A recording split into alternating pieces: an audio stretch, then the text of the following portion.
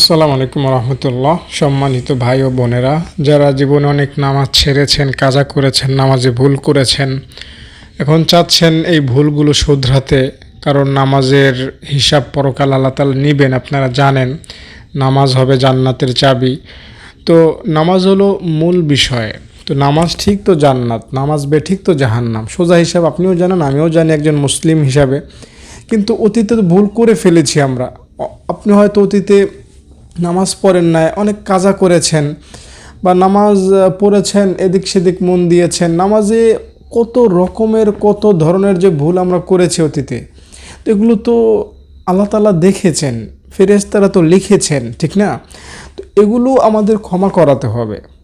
এই ভুল নামাজ, এই কাজা করা নামাজ বা নামাজে অমনোযোগী হওয়া, এই যে বিষয়গুলো, এগুলো কিন্তু আমাকে আপনাকে জান্নাতে যেতে বাধা দিবে। তাই আমরা আজকে এমন একটা দোয়ার সাথে পরিচিত হব যে দোয়াটা পাঠ করলে মূলত রব্বে কারিম আল্লাহ রব্বুল আলামিন আমাদের এই নামাজ সংক্রান্ত যত ভুল ভ্রান্তি ত্রুটি বিচ্যুতি সব আল্লাহ ক্ষমা করে দিবেন, এবং আমাদেরকে আরশের মালিক সব নামাজ কবুল করে নেবেন, সব নামাজ আমাদের জন্য নাজাতের কারণ বানায় দেবেন। তাই আপনারা যারা এই বিষয়টা সম্পর্কে জানতে আগ্রহী, তাদেরকে বলবো ভাই একটা লাইক করবেন। একটা ভিডিও বানাতে কত কষ্ট করতে হয়, লিখতে হয়, কাগজে লিখে আনতে হয়, এরপরে সেটা একটু দেখতে হয়, এরপরে আপনাদের সাথে কথা বলতে হয়।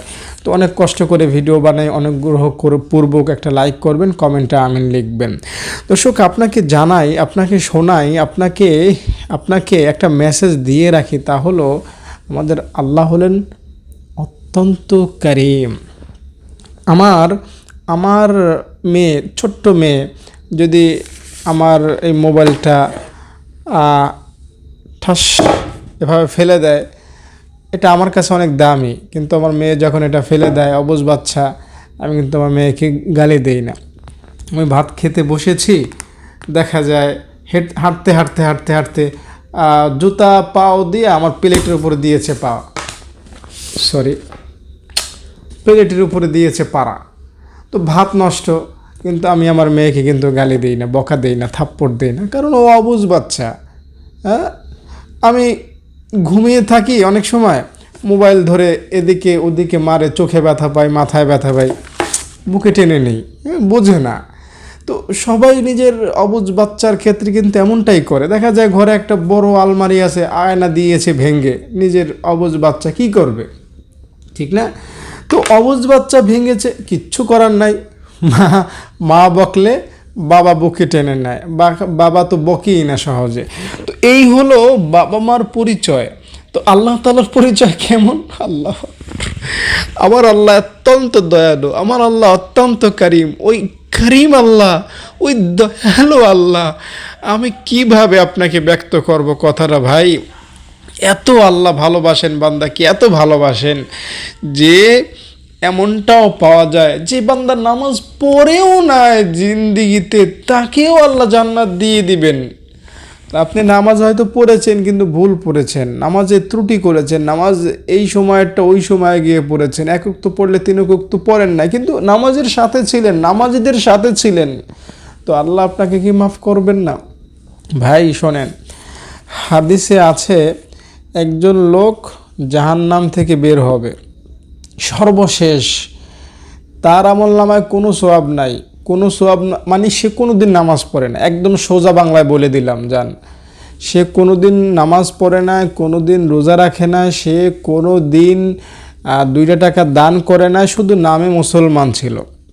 এই লোকটাকে আল্লাহ ডাকবেন, বলবেন যা বান্দা, জাহান্নাম থেকে এখন বের করে দিলাম, জান্নাতে যা।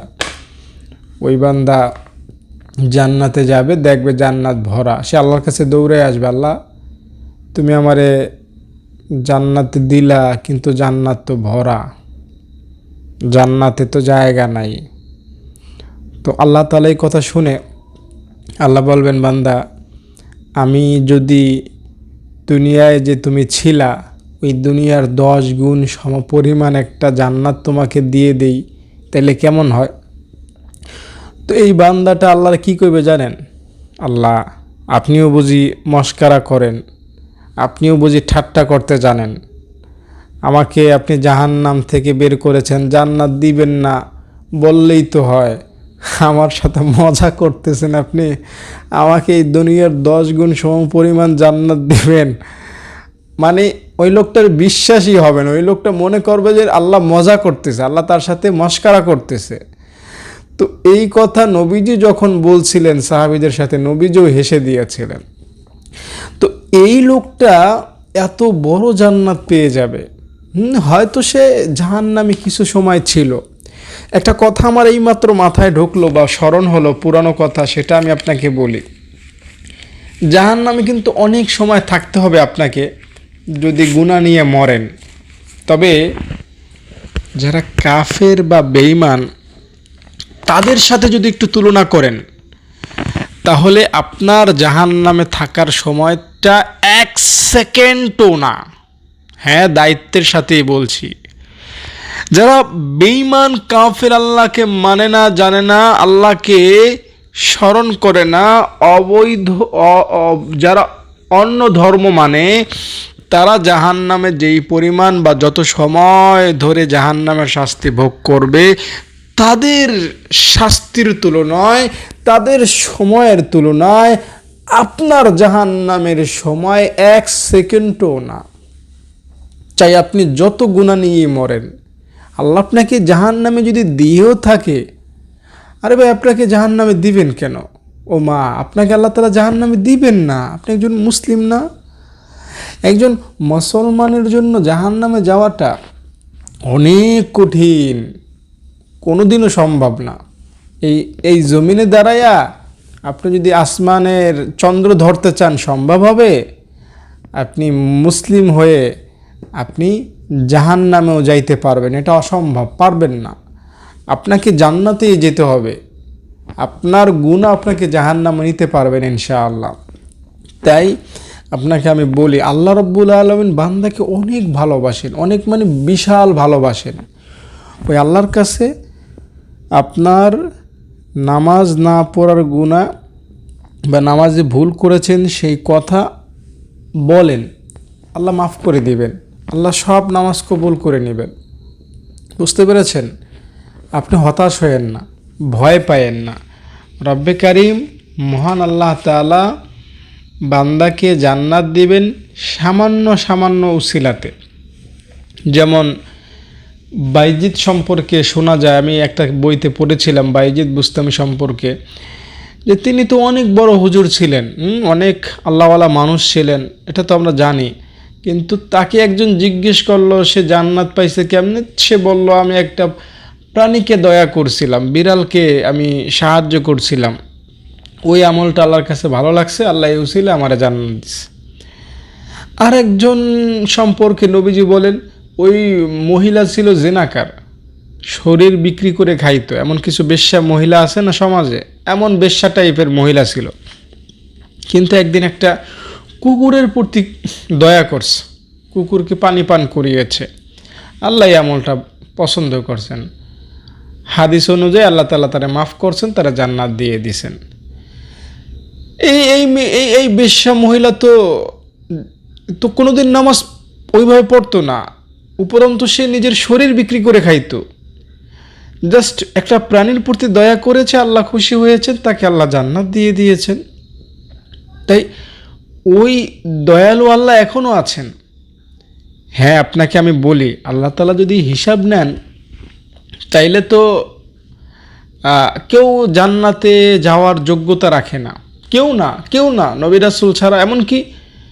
এমনকি আপনারা জানেন যে আদম আলাইহিস সালাম জান্নাতে ভুল করেছিলেন, নূহ নবী, তারপরে আপনার মুসা নবী একজনকে থাপ্পড় দিয়ে মেরে ফেলেছিলেন। ঈসা আলাইহিস সালামকে লোকেরা আল্লাহ তাআলার ছেলে বলে। তো এই সকল কারণে বিশেষ বিশেষ নবীরা পর্যন্ত ভয় পাবে হাশরের মাঠে। হ্যাঁ, আমি কি মাপ পাবো? যদিও নবীরা নিষ্পাপ, আল্লাহ তাআলা তাদের গুনাহ আগাগোড়া সব মাফ করে দিয়েছেন। তো আমি আপনাকে বোঝানোর স্বার্থে বললাম। তো আল্লাহ রাব্বুল আলামিন যদি ধরেন তাইলে তো আর উপায় নেই, ঠিক না? কিন্তু আল্লাহ তাআলা যদি ছেড়ে দেন তাইলে আমাদের আর কোনো সমস্যা নাই। তো আশা করি আল্লাহ আমাদেরকে সুযোগ দিবেন, ছেড়ে দিবেন। একটা একটা কথা আমি আপনাদেরকে শোনাই। হাসরের মাঠে আল্লাহ তাআলা বলবেন, এই ফেরেশতারা, কে কার সাথে জুলুম করছে, কে কাকে ঠকাইছে, কে কাকে গালি দিছে, কে কার গীবত করছে, হিসাব শুরু করো। ফেরেশতারা খাতা খুলবে, আপনার খাতা খুলবে, আরেকজনের খাতা খুলবে, দেখবে কে কারে ঠকায় খাইছে, কে অবৈধ কামাই করছে, হ্যাঁ, এগুলা হিসাব করবে। কে কাকে মারছে, কে কাকে হত্যা করছে, কে কারে জুলুম করছে, এগুলো ফেরেশতারা মিটমাট করবে। এরপর আল্লাহরে কইবে, আল্লাহ হিসাব শেষ, হিসাব শেষ। একজন মানুষ আর একজন মানুষের সাথে যত লেনদেন সব কিছু আমরা শেষ করেছি, এখন হিসাব আছে নামাজের। আল্লাহ বলবেন, এই ফেরেশতা কি বলতে চাও? আল্লাহ নামাজের হিসাব নেবেন না? নামাজের হিসাব নেন। আমরা তো কে কার সাথে খারাপ আচরণ করেছে সেটার মিটমাট করালাম, দেখলাম।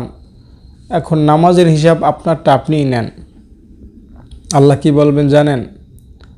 মুহাদ্দিসগণ বলেন, মুফাসসিরগণ বলেন, এই ফেরেশতারা, আমি আমার বান্দার নামাজের হিসাব নিব? এটা আমার কাছে লজ্জা লাগে। আমি আমার বান্দারে জিজ্ঞাসা করব যে রোজা রাখছে কি না? আমি আমার বান্দারে জিজ্ঞাসা করব যে আমার জন্য দান করছে কি না? না ফেরেশতারা, আমি আমার বান্দারে জিগাইতে পারবো না, আমার লজ্জা লাগে। যা, বান্দার হিসাব তো হয়ে গেছে, এখন সবাইরে জান্নাতে ঢুকাই দে, আমি আর হিসাব নিকাশ নিতাম না। সুবহানাল্লাহ। এটা মুহাদ্দিসগণ বলেছেন এই কথাটা। আবার আরেকটা পৃষ্ঠাতে বা আরেকটা বর্ণনা এসেছে, ওলামায়ে কেরামের বর্ণনা এটা, যে হাসরের মাঠে আল্লাহ তাআলা যারা পাপী, নামাজ পড়ে নাই, ধরেন রোজা রাখে নাই বা হারাম খাইছে, আল্লাহ এদেরকে জিজ্ঞাসা করবেন, বান্দা অনেক খারাপ কাজ দুনিয়ায় করছো, আমি তোমারে মাফ করব কেমনে? তুমি তো জাহান্নামে যাবা, আমার একটা উসিলা দিতে পারো যে কারণে আমি তোমারে জান্নাত দিতে পারি? তো ওই বান্দারা তখন বলবে, আল্লাহ, যারা নামাজে ভুল করছে, নামাজ পড়ে নেয় বা নামাজে ত্রুটি করছে, তারা আল্লাহরে কইবে, আল্লাহ, আমি তো ঠিকমতো পড়তে চাইছিলাম, কিন্তু নামাজে যখন দাঁড়াইছি শয়তান এসে আমারে দিছে ধোকা। যখন আমি নামাজে দাঁড়াইছি শয়তান আমাকে ওয়াসওয়াসা দিছে, আমার মন গেছে বাজারে, মন গেছে শহরে, মন গেছে নারীতে, মন গেছে খেলাধুলায়, মন গেছে রাজনীতিতে, নামাজে আমার মন ছিল না, শয়তান এটা করছে। আল্লাহ, সকালে নামাজ পড়ব, শয়তান আমার ঘুম পাড়ায় রাখছে, উঠতে দেয় না। আল্লাহ, সন্ধ্যায় আমি নামাজ পড়তে যাব মসজিদে, আমার শয়তান ঘুরতে নিয়ে গেছে, ওই শয়তান ধোকা দিয়ে আমাকে নামাজ থেকে দূরে রাখছে, আমাকে রোজা থেকে দূরে রাখছে। ওই শয়তান আমারে দিয়ে জেনা করাইছে, ওই শয়তান আমাকে ধোকা না দিলে আমি দাড়ি কামাইতাম না, আমি বিড়ি খাইতাম না, আমি নারী হিসাবে বেপর্দা বের হতাম না, আমি জ্যোতিষীর কাছে যাইতাম না, জাদুকরের কাছে যাইতাম না, আমি মিথ্যা বলতাম না, আমি জুয়া খেলতাম না। এই শয়তান আমাকে ওয়াসওয়াসা দিয়ে এগুলো করাইছে। আল্লাহ বলবেন, ঠিক আছে বান্দা, তোমার কথার যুক্তি আছে। ফেরেশতাদেরকে আল্লাহ কেমন যেন বলবেন, আমার বান্দা কি বলছে? হ্যাঁ আল্লাহ, তোমার বান্দা তো ঠিকই বলছে, শয়তানই তো মূল। তাহলে একটা কাজ করো, আল্লাহ বলবেন, একটা কাজ করো, আমার বান্দার যত গুনাহ সব শয়তানকে দিয়ে দাও, আমার বান্দারে আরামসে নিরাপদে জান্নাতে ঢুকায় দাও। তো ইনি হলেন আল্লাহ, তিনি হলেন মালিক, তিনি হলেন প্রভু। ওই আচ্ছা আমি একটা কথা বলি শুনেন, নামাজে যারা ভুল পড়েন বা ভুল করেন, তাদের স্বাভাবিকভাবে কবুল হয় না তাদের নামাজ। বুঝে একটা কথা বুঝবেন, এটা কিন্তু একটা গভীর আলোচনা। যারা নামাজে ভুল করেন, অশুদ্ধ পড়েন, স্বাভাবিকভাবে নামাজ কবুল হয় না।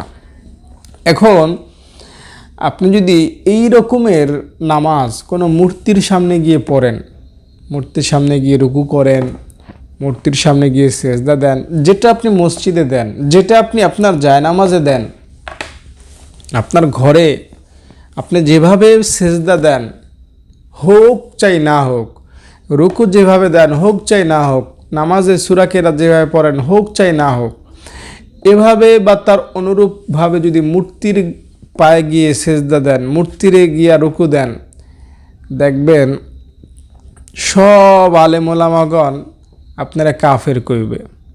মূর্তির সেজদা দিছিস তুই জাহান্নামে, তোর কোনো উপায় নাই। মূর্তিরে সেজদা আপনি সঠিকভাবে দেন, ভুলভাবে দেন, যেভাবেই দেন, মূর্তির সামনে মাথা ঝুঁকাইলেন তো আপনার ইমানটা চলে গেল। আচ্ছা, এবার আমার কথাটা বুঝেন, যদি এত সহজ ইমানটা চলে যায়, মূর্তির পায়ে সেজদা দিলে যদি এত গুনাহ হয়, তাইলে এই ভুল সেজদাটাই যদি আমি আল্লাহর পায়ে দেই, তো এতে কি আমার সওয়াব হবে না? এতে কি আল্লাহ তাআলা খুশি হবেন না? বুঝেন না? আমি বিষয়টা একটু গভীর আগেই বলছি, আপনাকে একটু গভীরভাবে বুঝতে হবে। ইমাম রুমি বলেছিলেন যে একজন মূর্তি পূজক 27 বছর মূর্তির ডাকছে, মূর্তি আর জবাব দেয় না। মূর্তি জবাব দেবে কেমন? ও তো নিজেই মরা। একটা ঘটনা আছে এমন যে একজন মূর্তি পূজক একটা মূর্তি বানাইছে আটা দিয়া খুব সুন্দর করে নাক বানাইছে, চোখ বানাইছে, বড়ি বানাইছে, বড় একটা লেজ বানাইছে মূর্তির রূপ দিয়ে আটা দিয়ে শুকাইয়া ওইটা পকেটে রাখে। ঘুরতে যায়, কোথাও যায়, ওই মূর্তিটা সামনে রাইখা মূর্তির পূজা করে আর কি, যাতে বিপদ আপদ পথে না হয়। তো অনেক দূর যাওয়ার পরে সে অনেক পায়খানা ধরলো, তার পেশাব ধরলো। সে পেশাব পায়খানা করবে, ভাবলো যে আমি আমার এই আমার কি সৃষ্টিকর্তা, এটারে তো সৃষ্টিকর্তা মনে করে যে আমি এটারে নিয়ে আমি পেশাব করবো, তাইলে তো মাইন্ড করবে, এটা অপমান হয়।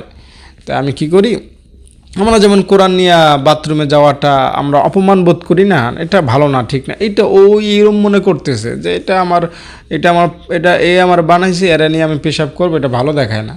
তাই আমি কী করি, এটা এক জায়গায় রাইখা তারপর আমি পেশাব করতে যাই। রাইখা পেশাব করতে গেল, অনেক দূরে বসেছে, পায়খানা করতে বসেছে একটু দূরে, মূর্তির দিকে নজর রাখছে।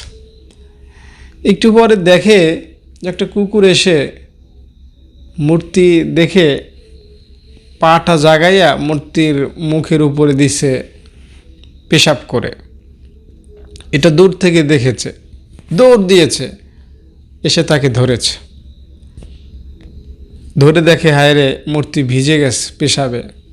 তখন ভাবলো যে হায়রে মূর্তি, তুমি কুকুরের পেশাব থেকে নিজেকে বাঁচানোর ক্ষমতা রাখো না, তুমি আমারে কেমনে বাঁচানোর ক্ষমতা রাখবা? তুমি তো আসলে কোনো রব না, আমি আমার আসল রবের খোঁজ বের করেই ছাড়ব। তো এই মূর্তি পূজক 27 বছর মূর্তির পূজা করছে, ইমাম রুমি বলতেছেন। এরপর একদিন হঠাৎ করে আল্লাহর নাম তার মুখে চলে এসেছে ভুলে। আল্লাহ তাআলা সাড়া দিয়ে দিলেন তার ডাকে। আসমানের ফেরেশতারা সবাই মিলে কেমন যেন আল্লাহরে ধরছে। আল্লাহ, ও মূর্তি পূজক, ও তোমার ডাকছে, ভুলে ডাকছে, ইচ্ছা করে তো ডাকে না, তুমি সাড়া দিলা কেন? আল্লাহ বলেন, ফেরেশতারা কেমন কথা বলো, ও আমার বান্দা না। বান্দা ঠিক আছে আল্লাহ, ও তো তোমার আসল বান্দা না, ও মূর্তির পূজারী, ও ভুলে ডাকছে। আচ্ছা, ফেরেশতারা ভুলে ডাকছে, আমি তো শুনতে ভুল করি নাই, ও ডাকতে ভুল করতে পারে, আমি আল্লাহ শুনতে তো ভুল করি নাই, যেহেতু আমার ডাকছে আমি তার ডাকে সাড়া দিয়ে দিলাম। এই জন্য তো মূল কথা হলো, মুরব্বী বাবারা যারা ভিডিওটা দেখতেছেন বা বয়স্ক মায়েরা যারা ভিডিওটা দেখতেছেন, তারা হয়তো এই চিন্তায় বেশি থাকেন যে জীবনে কত নামাজ ছাড়লাম, কত নামাজে ভুল করলাম, এখনও নামাজ হয় কি হয় না সন্দেহ। তো তাদের জন্য আমার একটা খাস কথা হলো, ভয় পাবেন না, ভয় পাবেন না। ভয়ের নাম ইসলাম না। একজন নবমুসলিমের একটা কথা আমার হৃদয়ে ছুঁয়ে গিয়েছিল। তার কথাটা হলো, পাপীদের জন্যই হলো ইসলাম ধর্মটা।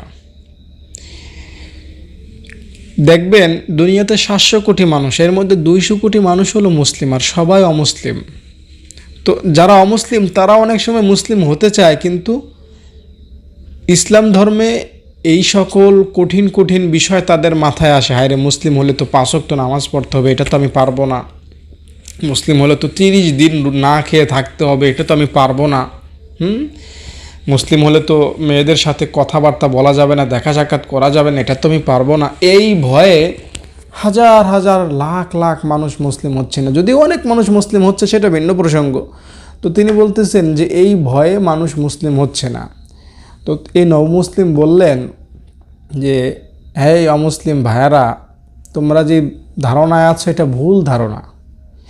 মূলত তোমাদের জন্যই হলো ইসলাম ধর্ম, গুনাহগার পাপীদের জন্যই হলো ইসলাম ধর্ম। ইসলাম ধর্ম হলো তাদের জন্য যারা ভুল করবে, পাপ করবে, এরপর আল্লাহর কাছে মাপ চাইবে।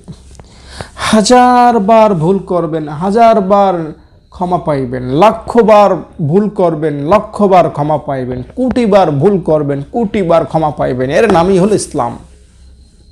ইসলাম মানেই হলো এই। আপনি যদি ইসলামে না আসেন, আপনার কোনো গুনার ক্ষমা নাই। আর আপনি যদি ইসলামে থাকেন, ইসলাম ধর্মে থাকেন, আপনার যত রকমের গুনাহ, যত ধরনের গুনাহ সব মাফ হবে প্রতি মুহূর্তে, প্রতি সেকেন্ডে, প্রতি মিলি সেকেন্ডে। বুঝতে পেরেছেন? একজন মানুষ, আপনার প্রতিবেশী যে মুসলিম না, সেও নামাজ পড়ে না, আপনিও নামাজ পড়েন না বা পড়েছেন ভুলভাল, ওই অমুসলিম কিন্তু মাপ পাবে না, সে জাহান্নামে থাকবে। আর আপনি মুসলিম, আপনি হয়তো ভুল করেছেন, আপনার মাফের সুযোগ আছে, আপনি মাপ চাইলেই মাপ পাওয়া যাবে।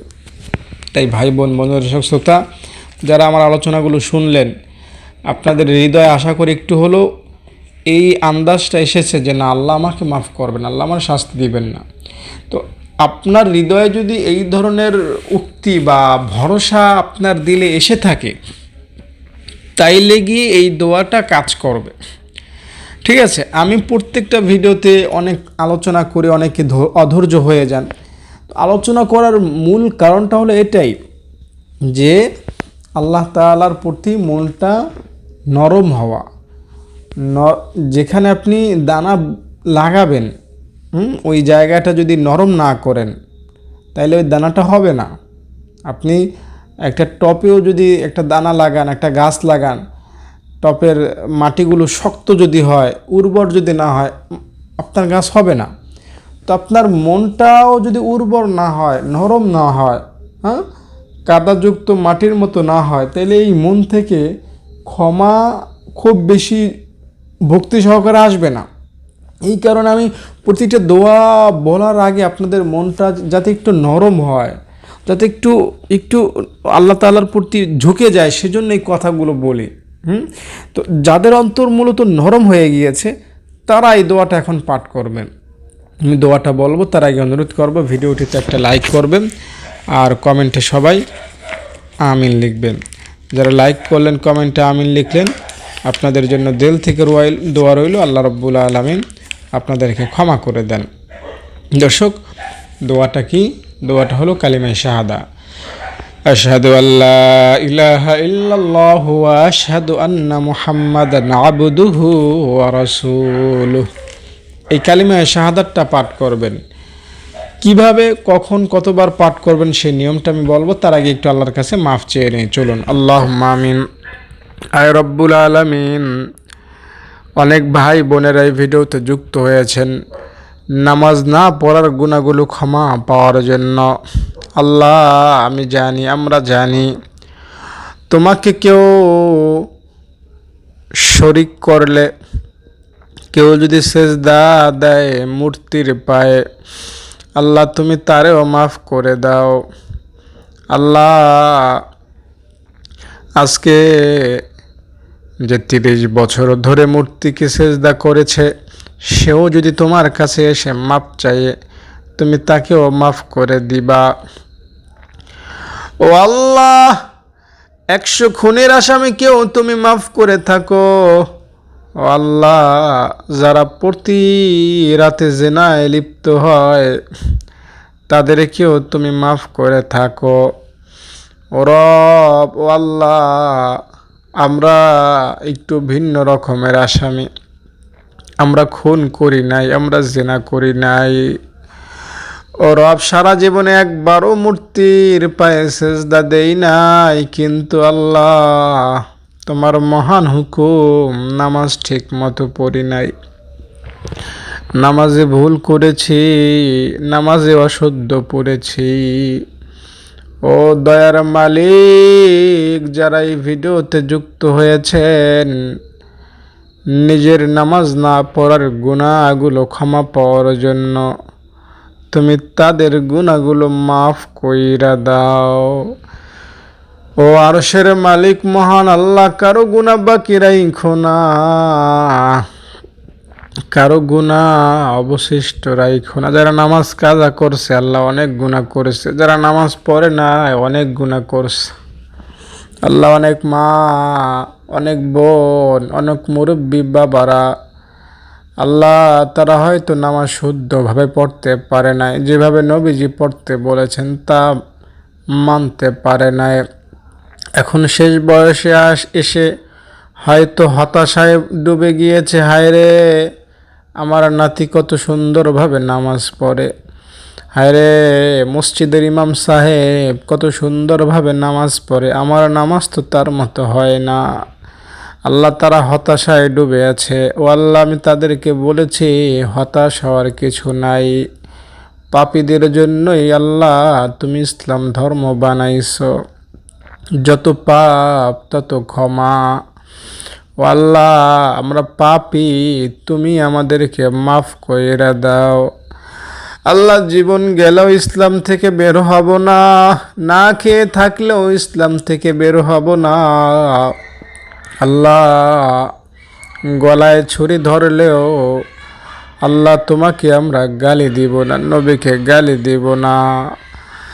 আল্লাহ, জীবনের চাইতে বেশি তোমাকে ভালোবাসি, তোমার হাবিব, তোমার বন্ধু নবীজি সাল্লাল্লাহু আলাইহি ওয়াসাল্লামকে ভালোবাসি। আল্লাহ, আমাদেরকে তুমি মাহরুম করিও না। যারা এই ভিডিওটিতে যুক্ত হয়েছেন প্রত্যেককে তুমি মাফ করে দাও। আল্লাহ, যারা এই ভিডিওটিতে লাইক করেছে, কমেন্ট করেছে, আল্লাহ তাদের মনের আশা পূরণ করে দাও। ও মালিক, যারা আমাদের মাদ্রাসায় দান করেছেন তাদের দানকে তুমি কবুল করে নাও। আল্লাহ, যারা দান করবেন বলেছেন দেয়ার সুযোগ করে দাও। সুবহান রাব্বিকা রাব্বিল ইজ্জাতি আম্মা ইয়াসিফুন ওয়া সালামুন আলাল মুরসালিন বিরহমাতিকা ইয়া আরহামার রাহিমিন। দোয়াটা পড়ার নিয়ম আমি বলি। দোয়াটা আপনি পাঠ করবেন যে কোনো একটা জায়গায় নিরিবিলি বসে। দোয়াটা আপনি কালিমায়ে শাহাদাতটা একবার পাঠ করবেন যে আমার ইমানটা শক্ত করার জন্য, ইমানটা মজবুত করার জন্য এবং আমার গুনাহগুলো ক্ষমা করানোর জন্য। শুধু নামাজে ভুল করা, নামাজে অশুদ্ধ পড়া বা নামাজ না পড়ার গুনাহের জন্য না, গোটা জীবনে যত গুনাহ করেছেন সব গুনাহ যেন ক্ষমা হয়, সে নিয়ত করে আপনি কালিমায়ে শাহাদাতটা পাঠ করবেন। আর কোনো দিন গুনাহ করবেন না, সেই ওয়াদাও আল্লাহকে করবেন। এভাবে দোয়াটা পাঠ করার পরে একবার পড়লেই হবে ইনশাআল্লাহ। যদি বেশি পারেন তো ভালো, সমস্যা নাই, একবার পড়বেন। 100 বার যদি পারেন পড়ার চেষ্টা করবেন। এরপরে আপনি মোনাজাত করবেন। আমি যেভাবে মোনাজাত করলাম এভাবে মোনাজাত করবেন, আল্লাহকে বলবেন নিজের গুনাহের কথা, সম্ভব হয় যদি 2 ফোঁটা চোখের পানি ফেলবেন, দ্যাটস এনাফ, সব গুনাহ মাফ হয়ে যাবে। কথা দিচ্ছি, এভাবে দোয়াটা পাঠ করে 2 ফোঁটা চোখের পানি ফেলে মোনাজাত করে আল্লাহকে বলতে পারলে আপনার কোনো গুনাহ বাকি থাকবে না। কেমন যেন আপনি আজকে জন্ম নিয়েছেন তেমন আপনার গুনাহের অবস্থা হবে। আপনার আমলনামে কোনো গুনাহ বাকি থাকবে না, সব গুনাহ আল্লাহ মাফ করে দিবেন।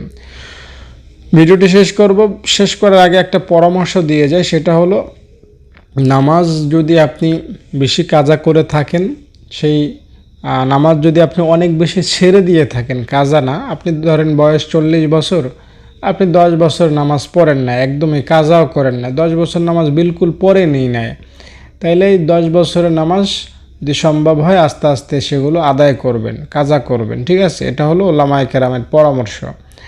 আর ভালোভাবে মাপ চাইবেন, ইনশাআল্লাহ আল্লাহ তাআলা আপনাকে মাফ করে দিবেন। দর্শক, ভিডিওটি ভালো লাগে থাকলে লাইক করবেন, কমেন্টে আমিন লিখবেন, আর আমাদের মাদ্রাসায় দান করবেন। এই নম্বরে ফোন করবেন আমাকে 013 1730 51 56। এখানে এতিম অসহায় বাচ্চারা থাকে, খায় পরে, আপনারা জানেন, দেখেছেন, তাই আমার সাথে কথা বলবেন, বিস্তারিত জানবেন, এরপরে দান করবেন। ভালো থাকেন, আসসালামু আলাইকুম।